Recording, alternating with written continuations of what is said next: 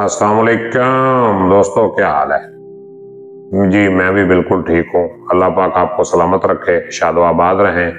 तो हम ये समझते हैं कि अल्लामा इकबाल जो है ना सिर्फ संजीदा कलाम लिखते थे। नहीं, संजीदा के साथ साथ वो मज़ाहिया भी लिखते थे, और लेकिन उनका मज़ाहिया कलाम बहुत कम है। तो मिज़ाह में तंज़ भी मौजूद है और एक बहुत बड़ा पैगाम भी मौजूद है। तो हम अल्लामा इकबाल का थोड़ा सा मज़ाहिया कलाम पढ़ते हैं।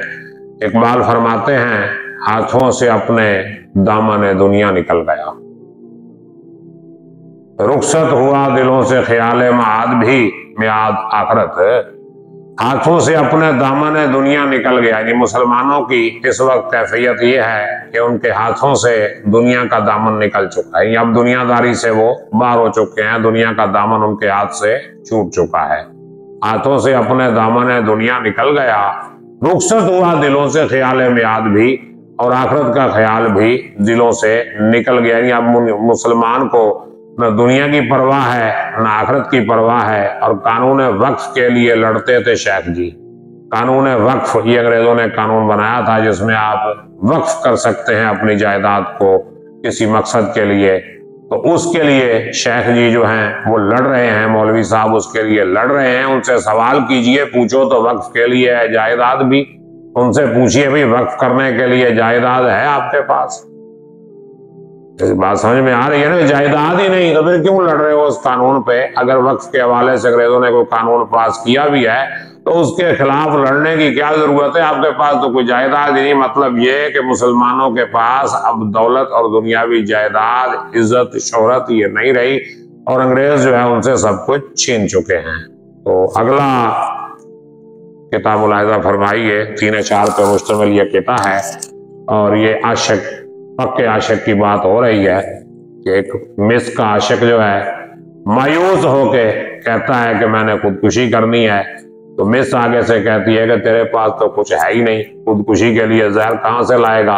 तो आगे वो बयान करते हैं कि वो मिस्र बोली, इरादा खुदकुशी का जब किया मैंने, यानी मेरी महबूबा मिस्र, ये मिस्र और शेख ये अकबर आबादी की तलमियात और उनकी अलामात हैं जो अपनी शायरी में इस्तेमाल करते हैं। तो इकबाल कहते हैं कि मैंने भी मिस्र की मोहब्बत में खुदकुशी का इरादा कर लिया।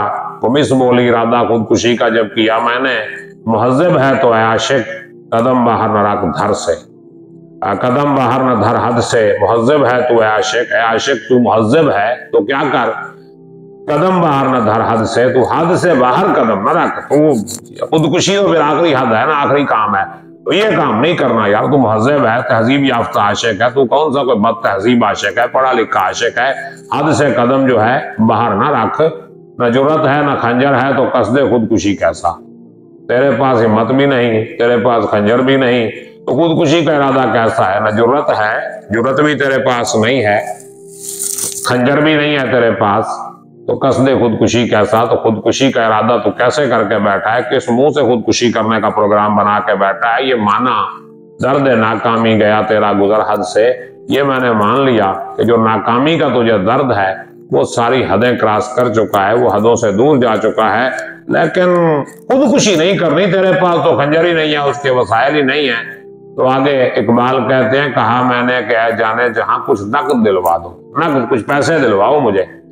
यानी खुदकुशी का प्लान है फिर भी पैसे लेना चाहता है। कहा मैंने क्या जाने जहां कुछ नकद दिलवा दो, किराए पर मंगा लूंगा कोई अफगान सरहद से। तो मैं अफगान सरहद से यानी KPK से या अफगानिस्तान से किराए पर खंजर भी मंगवा लूंगा और खंजर मारने वाला भी मंगवा लूंगा। तो तू बस पैसों का इंतजाम कर, बाकी सारा काम जो है वो मेरा है। यानी जान से तंग हूं लेकिन पैसों की फिर भी जरूरत है। तो मतलब ये है कि मुसलमान इस वक्त पैसे के लालची हैं, दौलत के लिए ये कुछ भी कर सकते हैं, यहाँ तक के खुदकुशी भी करने के लिए तैयार हैं। उम्मीद करता हूं कि अशार की तशरीह आपको समझ आई होगी। बहुत जल्द बांगे दरा का ये सिलसिला मुकम्मल होने वाला है, इसके बाद हम ज़रब कलीम शुरू करेंगे। तो तब तक के लिए मुझे इजाज़त दीजिए, अपना ख्याल रखिएगा, वीडियो को लाइक कमेंट शेयर कर दिया करें यार। अल्लाह हाफिज।